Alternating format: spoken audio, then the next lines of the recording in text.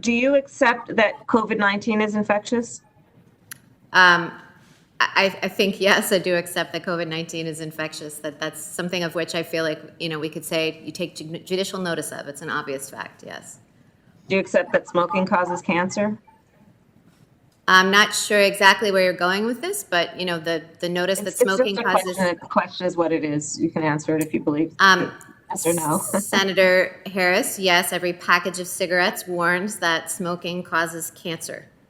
And do you believe that climate change is happening and is threatening the air we breathe and the water we drink? Senator, again, I was wondering where you were going with that.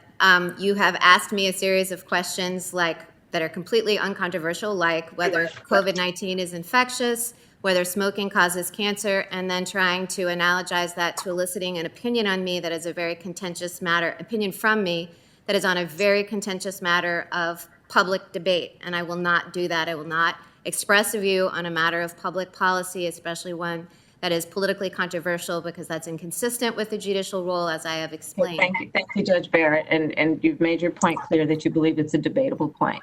Do you agree with Chief Justice Roberts, who said voting discrimination still exists? No one doubts that. Do you agree with that statement? Senator Harris, I will not comment on what any justice said in opinion, whether an opinion is right or wrong, or endorse that proposition.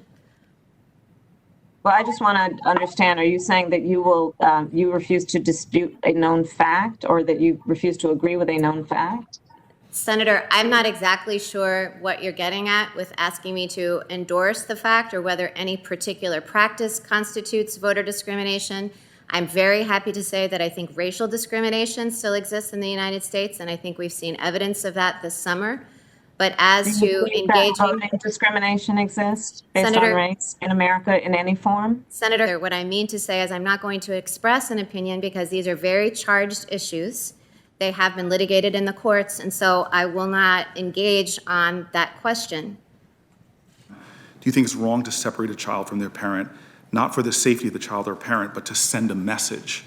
As a human being, do you believe that that's wrong?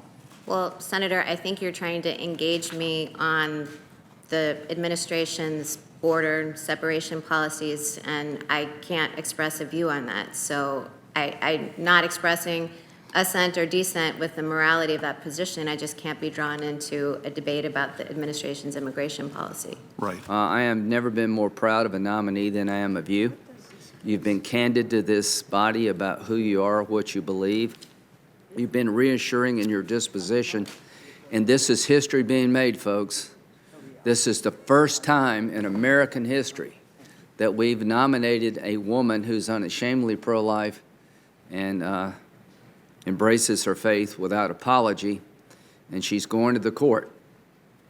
The seat at the table is waiting on you.